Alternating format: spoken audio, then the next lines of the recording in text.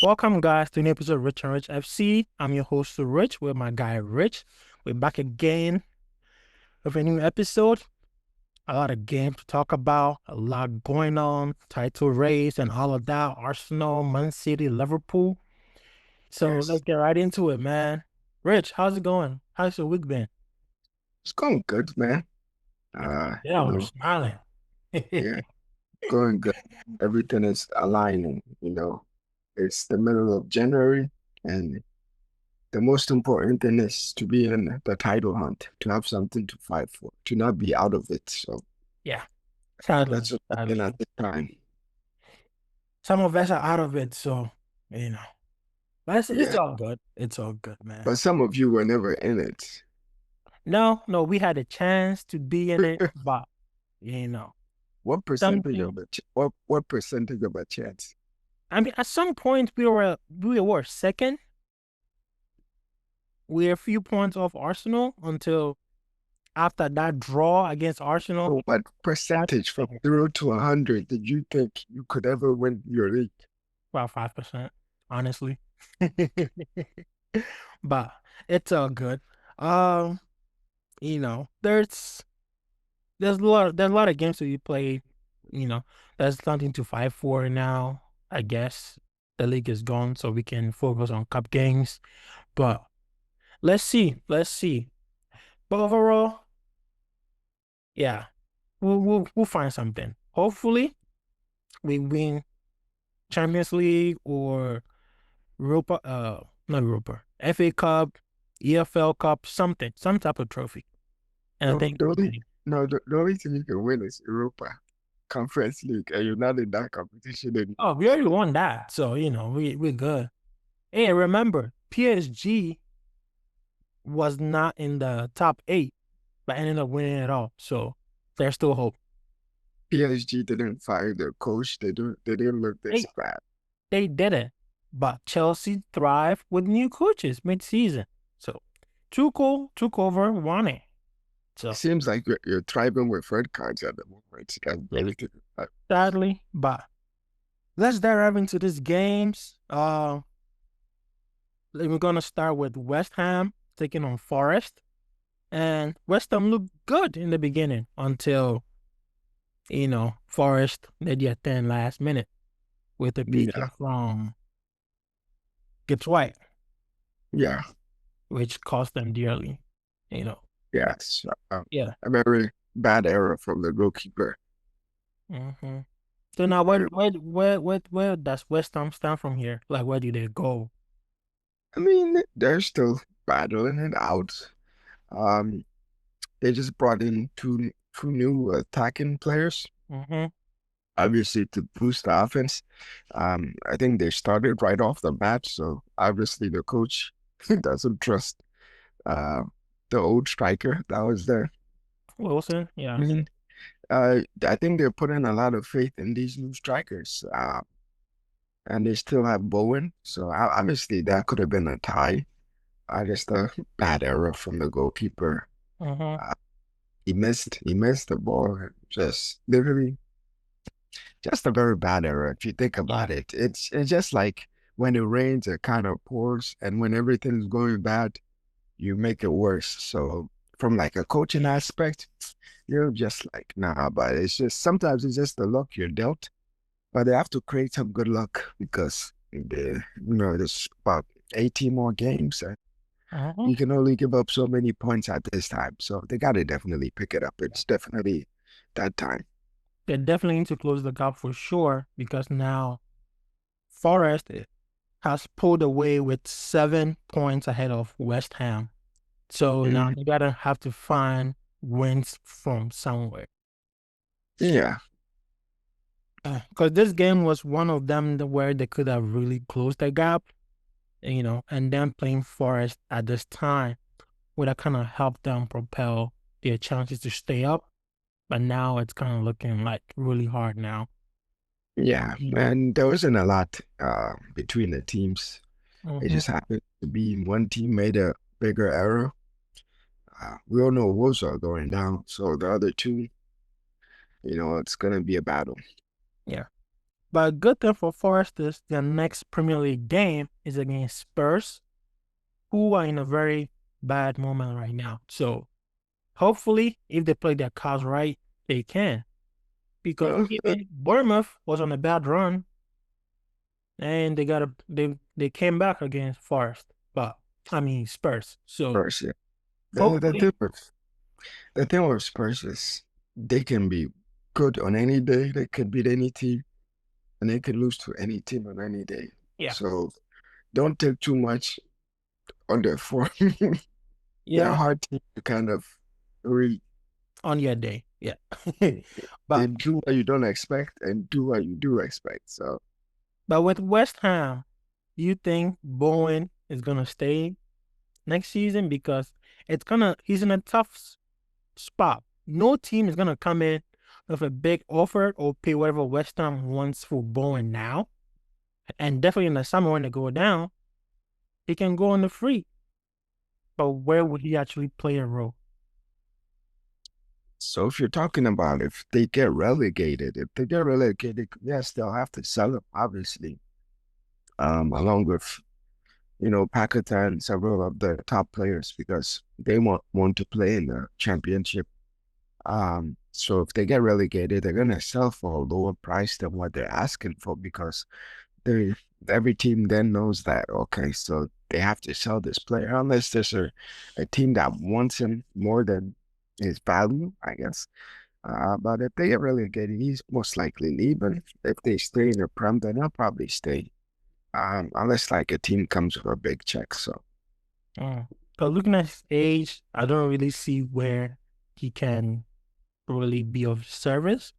Because looking at Man City, the wingers are pretty stacked over there. Everybody's fit. Arsenal, same. Villa, maybe. Chelsea, definitely not because of the age factor and how they do business. Manchester United, you don't know what you're doing. So it's kind of hard to figure out where he'll be a fit with the top teams.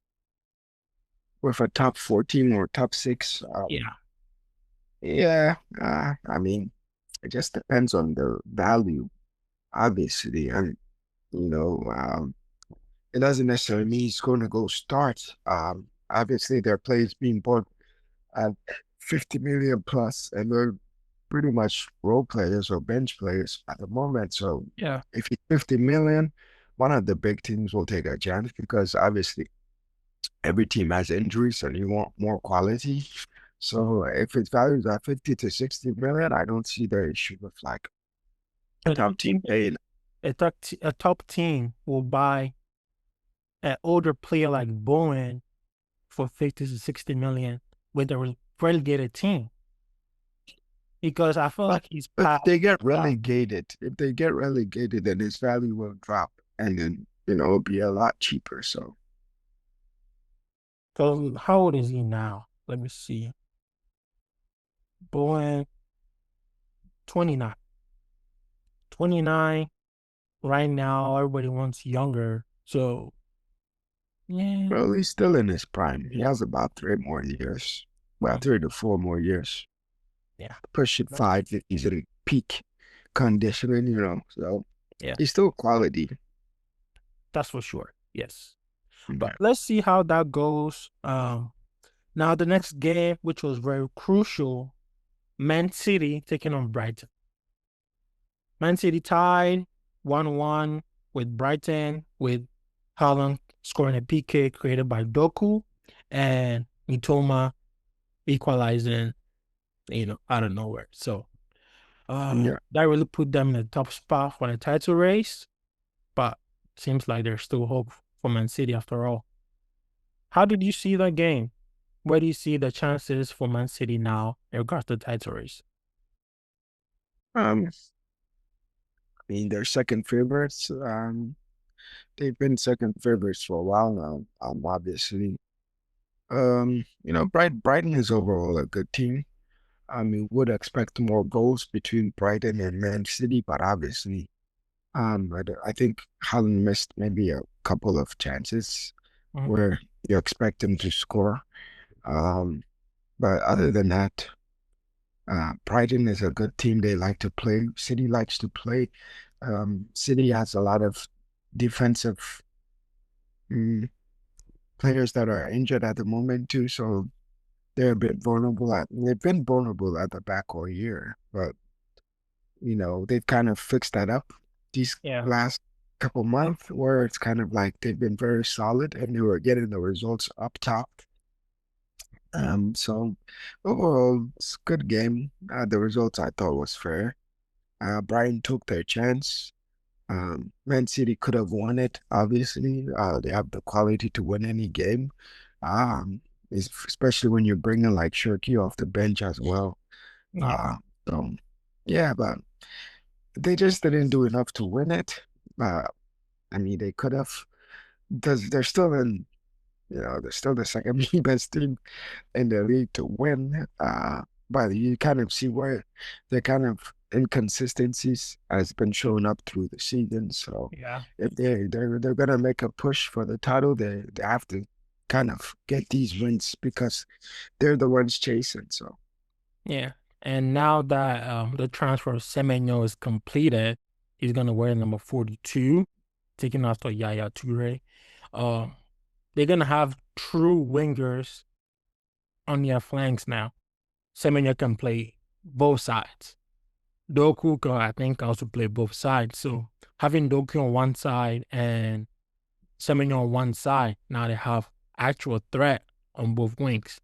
And having uh Foden and Turkey in the middle with that 4-1 formation or 4-3-2 formation, it's gonna really make them. It's gonna make their wings very threatening for teams. You know, so I feel like yeah, that's gonna help them. So Haaland's gonna get a lot of opportunity from both flanks. Because looking at this game, the only side that was threatening was Doku's side. That's it. That was just yeah. from time is over. Yeah, obviously with Doku, he's like one of the better one-on-one wingers. So if you feed him the ball, he's gonna be able to like create chances for you. Obviously, I think offensively they're okay. It's the defense that you have to worry about, obviously. Especially now with all the injuries to Ruben Diaz, and Gurvido. Uh, so now the Yeah. two starting center backs are done, which, so now they have to go out in the market and get new ones on top of chasing two extra games.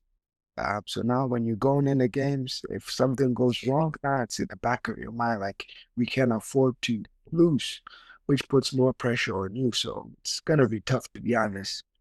It is. It is a tough ask. So the only good thing is Arsenal didn't win and push it to 8 because Yeah. uh, I think 3 games is impossible to make up. Yeah. So it's kind of looking like the game against Arsenal for Man City is gonna be a must-win game now to really close the gap, and they have to Yeah, track better until then. Yeah. for Man City, that would be a must win if they're gonna, make a push. Yeah. Because it seems like Arsenal's playing all the big teams now too. They just Yeah. played Chelsea. Now They they're played playing. Chelsea. They played Villa twice. Yeah, Um, they just played Liverpool. Liverpool. So So they're getting them out of the way now. So yeah. their schedule on the backside is gonna be a bit sweet for them. Yeah. Mm-hmm. Yeah. And then they have United in about 2 weeks, Come on. around the end of the year. I mean, the end of the month. Nobody's concerned with United. Not even Wolves are concerned with They have United. Sunderland again. They had who else? They have Brentford in early mid-February. Who else do they have? Then they have Chelsea. They have Chelsea again, right? So on March 1st. So seems like they have a lot of eh. They still have some tough games, I guess, but depending on if Chelsea pick up form, because between now and March 1st, there's a lot of games for them to. I think the only tough team you mentioned was City on that list. I mean, Brentford's tough. look at Chelsea, what Brentford is doing now, and look at how they're climbing up the table. They're gonna be hard to play. Sunderland gave them a tough time the first go around. United was kind of close. I think it was the first game of the season. So, it's Arsenal it's all should win it's all. all teams they should win. So Yeah, it's it's all. all teams that Arsenal will be favored to win. Yeah, but most of them are tricky. I don't see it. Mm. Okay, well, now with Man City's injuries, you should be looking for center backs, and the names that we are hearing or being mentioned is Gay to City. Do you think that Yeah. helps them a lot with the title chase, and would Gay go there if Man City come in with an offer? I think it's just up to him. Obviously, the club was upset, and he's already said he wanted to leave. Obviously, they don't want him to go for free, so they're gonna sell him. So it's gonna go to the highest bidder. Um, uh, Obviously, the title's not based on what Man City does. Obviously, they can put pressure on Arsenal, but at this point, it's based on what Arsenal does. So the sign, I don't think makes a difference, obviously, because he's a very good defender compared to an experience in EPL compared to what they have available now. Mm-hmm. So that's the most important thing from City perspective. But in terms of chasing a title, I think everything is based on what Arsenal does from this moment. Yeah, definitely. But it's easy for someone to chase than to stay up. But it seems like Arsenal are coping really well, even though they have a few bad spells. Well, this season, it's not just all about. I think this season it's more or less about the people chasing. Right, they're just all inconsistent. Yeah. That's all inconsistent. They can go on a good run and lose and drop points when they need to. Like this week would have been perfect if they would have, One. gotten that 3 points Mm-hmm. because Arsenal is playing against Liverpool. No matter how Liverpool is doing, they're still a top four club. So anytime you get a chance, to close on your opponent who's facing a much more difficult opponent than you want to do that because Mm-hmm. Liverpool will play City again. So, all these things come back around. So at some point, they're going to drop points. So making sure you catch them when you need to, that's the most important thing when you're chasing too. It seems like this season has been a really bad season for the Premier League, where the quality of games that we're getting, it's really low. Like, I Man wouldn't say City, it's a no, like bad Man season City, from the Premier team. It's just the top four teams have been more inconsistent. yeah, but Well, which makes the top four more interesting. And then at the moment, if you're an Arsenal fan, you feel like it's your year, to be honest. yeah, But for that's the what I'm other, trying to get at. That from everything with the season being so bad this season, and like these teams are not no, as I good. wouldn't say the season is bad. No, It's no, just but inconsistent teams yeah, at a the lot of top level. inconsistent teams, therefore reducing the quality of the games. No, But seems like the only consistent team has been Arsenal. So yeah. it is definitely down to them to actually make a big deal out of it and win it. Because if they don't, I don't see Arsenal, Well, I don't see I think Liverpool being bad again next year. I don't see well, Man City like being bad 2 years in a row. okay. Villa Well, can pick up. well, it's very hard to predict the future. True. At the beginning of the season, we thought Liverpool was going to run away with it. Then look at it, we're midway, and now they're out of it completely. They True. have no chance. The Right. only chance But they have is pretty much to win top four. And then basically with City, they've just been inconsistent for the last 2 years. mhm. So they didn't even finish top two last year. So Yeah. if you look at it, the most consistent team in the last 3 years has been Arsenal. And So that's they've been chasing for the title, and you know, their team is built to win the title at this point. So it seems like it's just yeah. a matter of timing for them, more or less. I don't know if we're built to win the title. Maybe they were, maybe they are, but I feel like there's still a lot of work to be done for this team to be like, okay, we're a complete title winning team. Right. Well, Like, once yeah, the season is done and they've won the title, then they're kind of answer. sure. But the thing, my thing with Arsenal right now is they they're not playing to their striker's strength. But we'll get to that when we get to the Liverpool Arsenal game.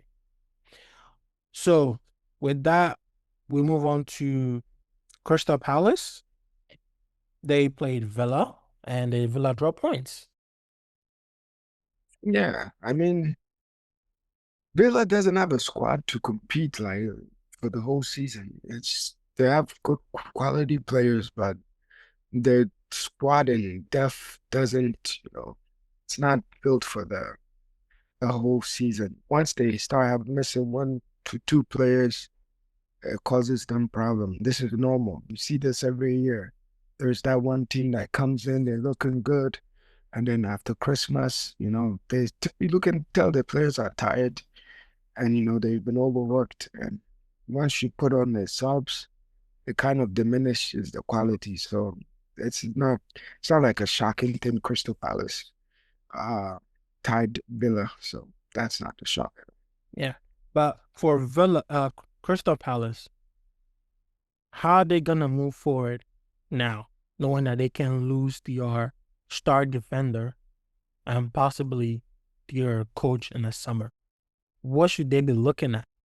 Are they gonna be good next season, or like what should they be looking for now, or what should Yeah, Palace so be looking at? I think they already knew that they were gonna sell Gay, so they should have a replacement already figured out. Initially, they didn't want to sell him because he didn't have a replacement, or that transfer didn't go through. So obviously, from management point, you're gonna make sure you got the replacement done this time, so you can actually get some money off of him, the player, obviously. So that's only for free.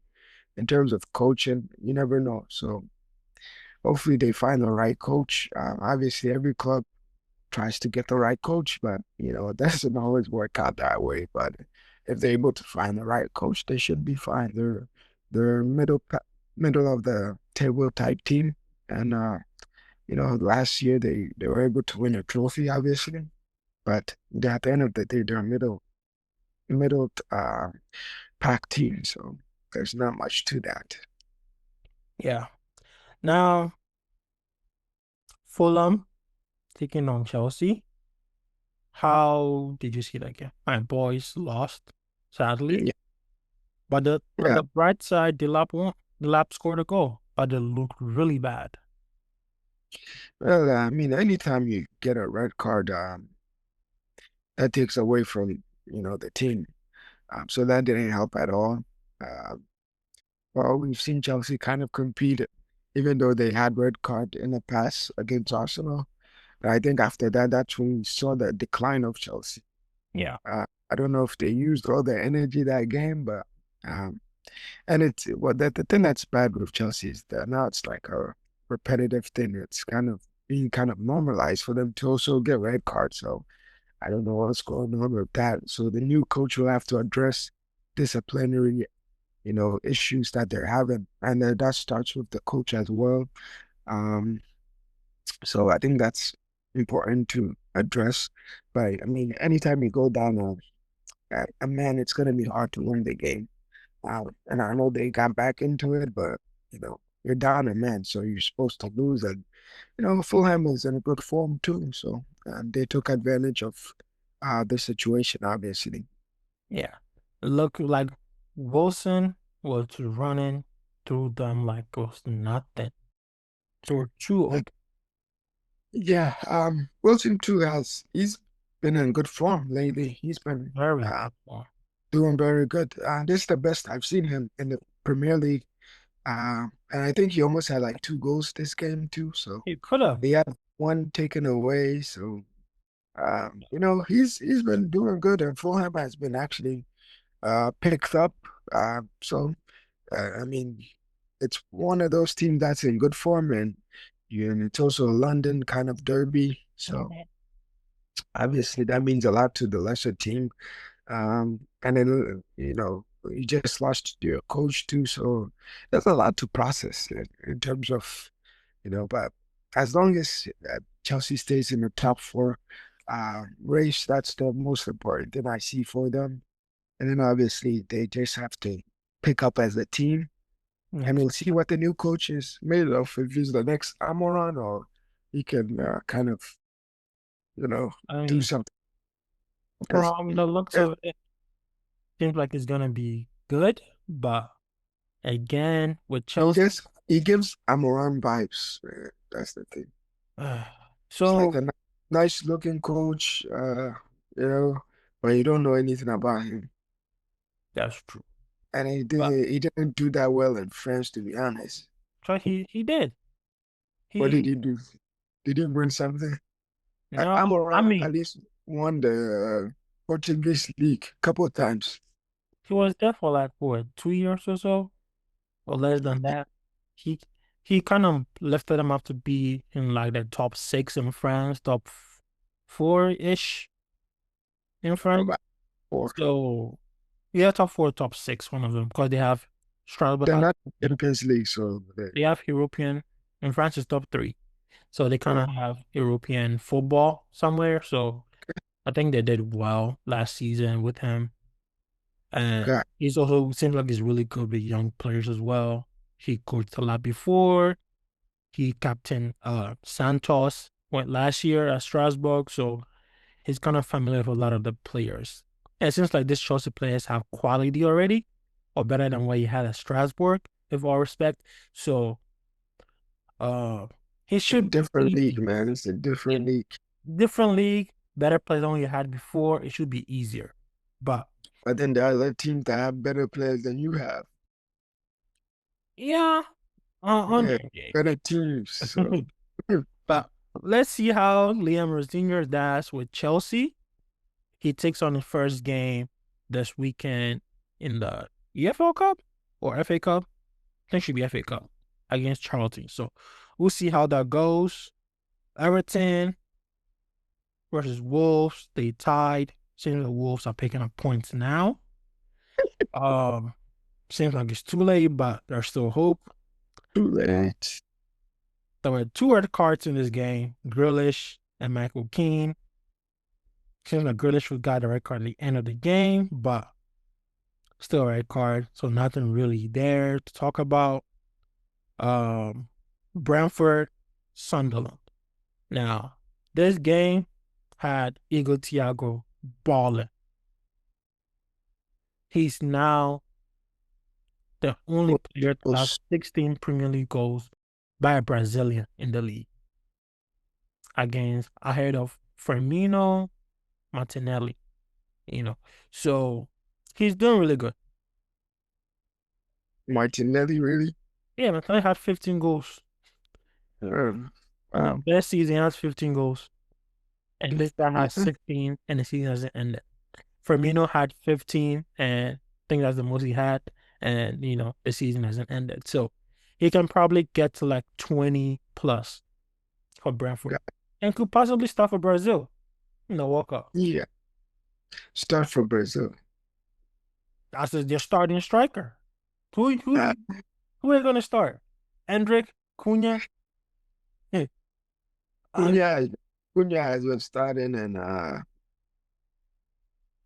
forget. mean, he's making a point, to be honest. Yeah, Yeah, he scored a like hat. the other day. He just scored Mhm. 2 goals this week, He's telling him and to he's what? Hey, I can score the goals. okay. You Premier League, you know, put me in, He's coach.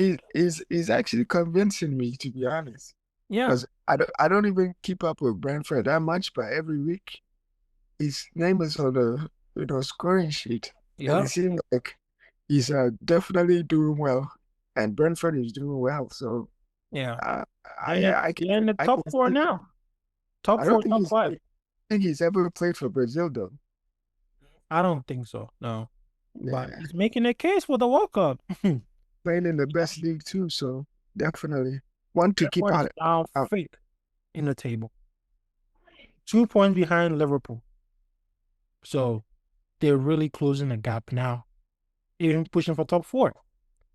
But next game we have Spurs taking on Bournemouth 3-2.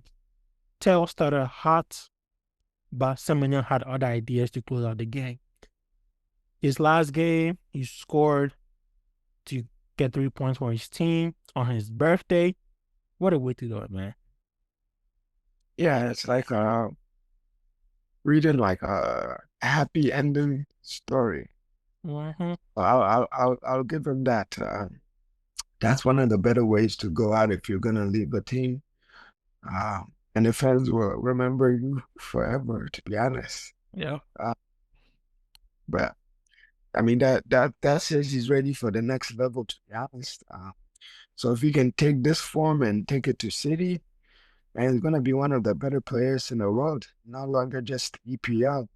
Because Yeah. now you're on a bigger stage. You're gonna be in the Champions League, gonna be fighting for trophies. So you know the you know he deserves it, to be honest, for all the praise he's getting.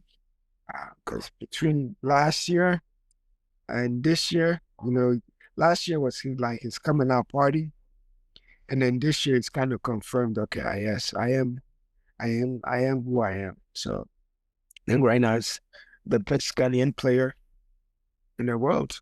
No doubt. No doubt. Yeah, on the best team in Taking, one of the better teams in the world too. So yeah, he's taking the Kudu's spot like easily.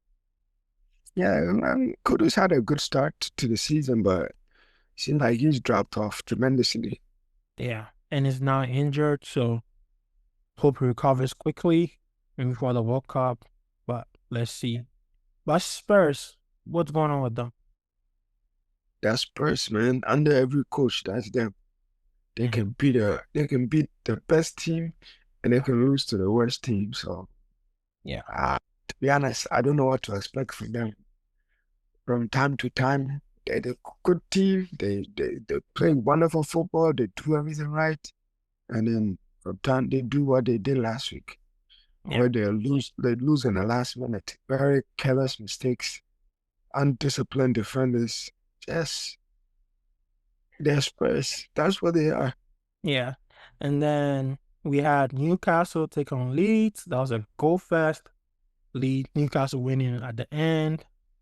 United tied Burnley 2-2. Sesko 2 goals.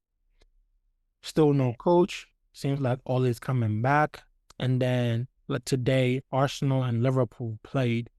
Now on the Arsenal Liverpool game, right? And how can Gyökeres be impactful in this team? Like every player will want to score goals, right? Yeah. Why is he not scoring goals? He's in a good team. Usually we say when a player goes to a good team, he gets better. But it seems like he's regressing. Regress. Well, he's not in form. So that's the first thing. Obviously, the playing style is, I think it's now apparent. The playing style of Arsenal is not really suitable to a striker, to be honest. I should Because, have known well, that before he got there. I think that's something the coach has to work on with the team. And I'm not sure too much if, since they're winning and they've been winning like that, they want to change that style of playing. But just from the watching it. It's just the playing style is not really fitted to feed on him, let's say more or less. Like today's game, there were like crosses, but the crosses were like random and they weren't like regular. It's not something that they do all the time. Um, the wingers, the left and the right wingers, they generally want to cut in and get their own shots. Like Saka is pretty, I would say Saka's like sometimes on more salad level type of selfishness with Yeah. his shooting.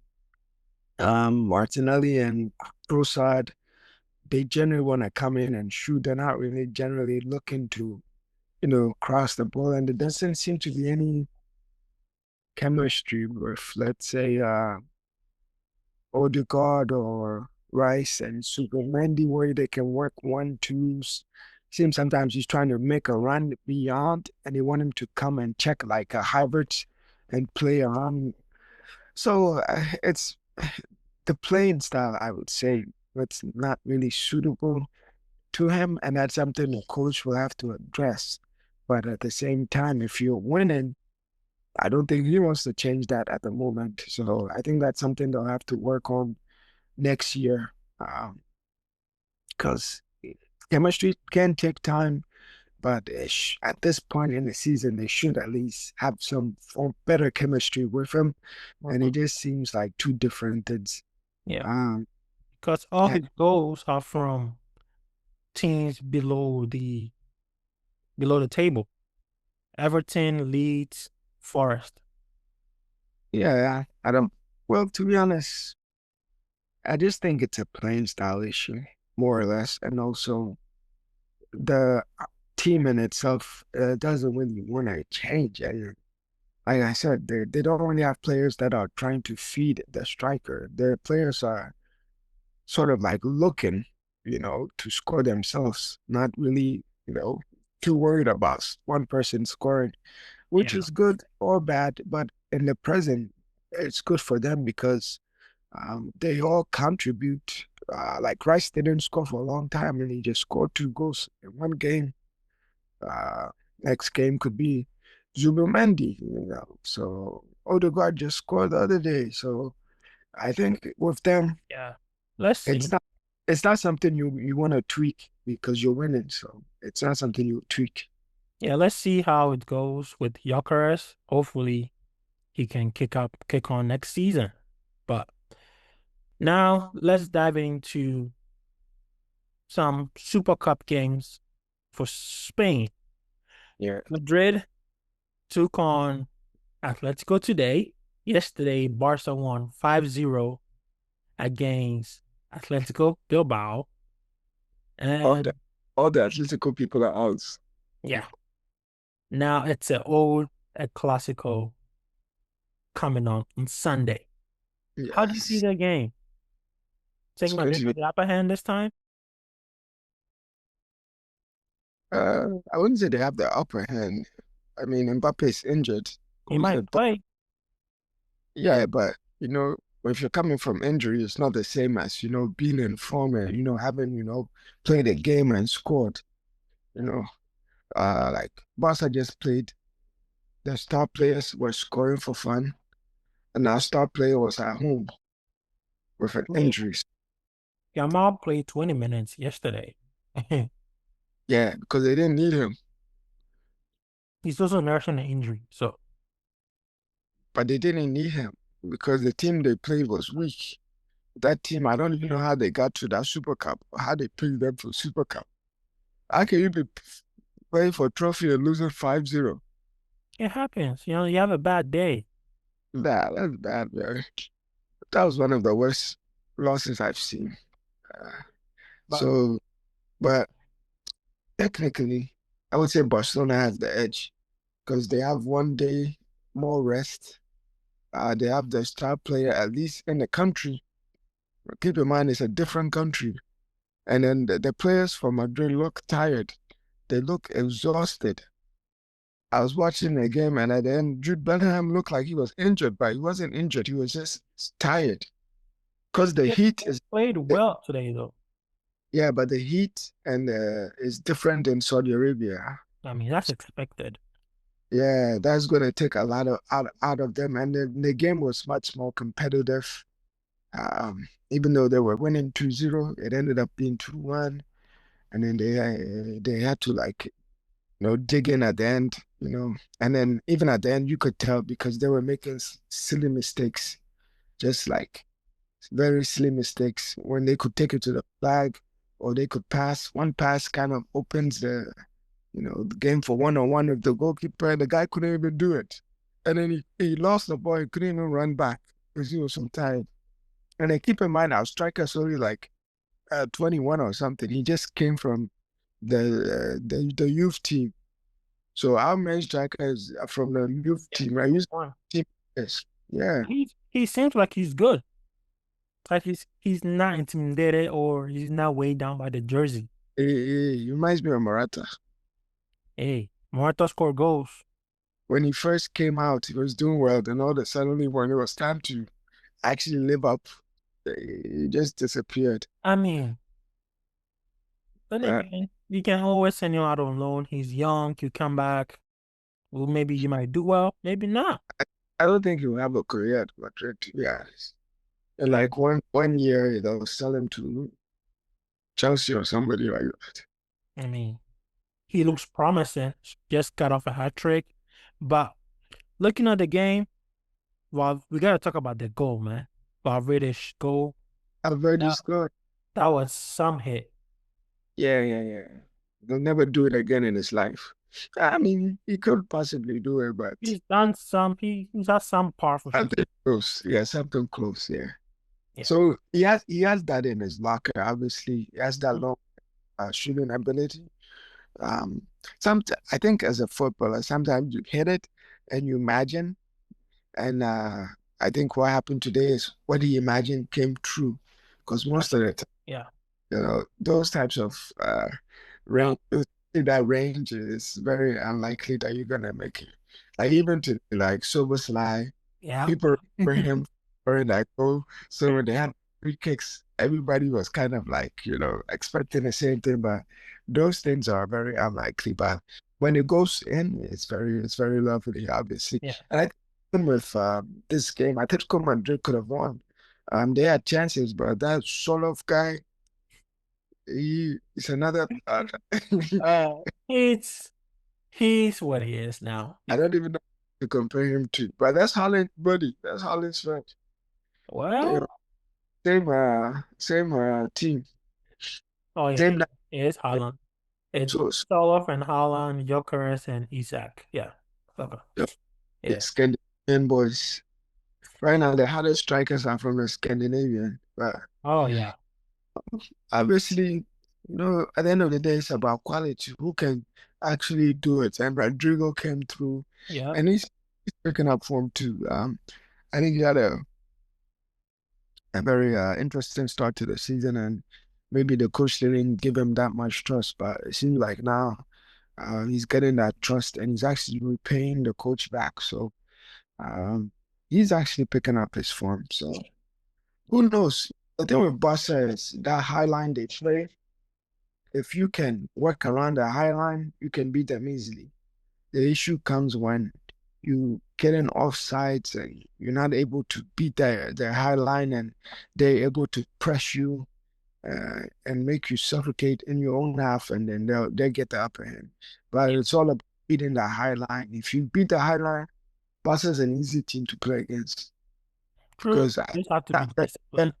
they're not a very resilient team. Where if you get at them early and they're down, they find ways to come back. Most of the time, they'll just like lose those types of games. But if they get ahead, they're the type of they're front runners. They're the type of team that when they get ahead, then they really start playing good. But if they start doing bad, and you can press them and get to the defense, then you know.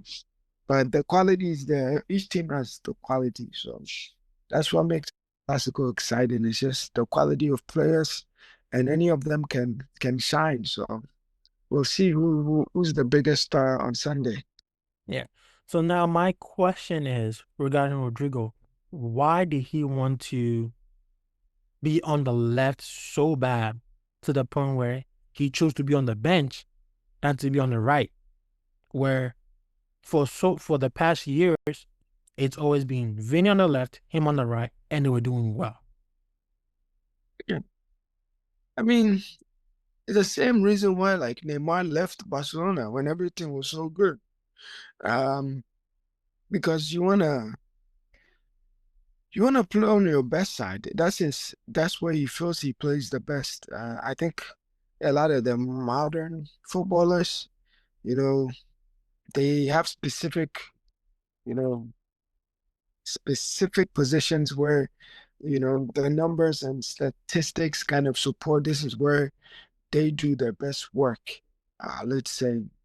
So sometimes you have to, if the coach is asking you where you want to play and where's your best position, and you don't want to be flexible. The thing too is being flexible all the time makes you like a second fiddle.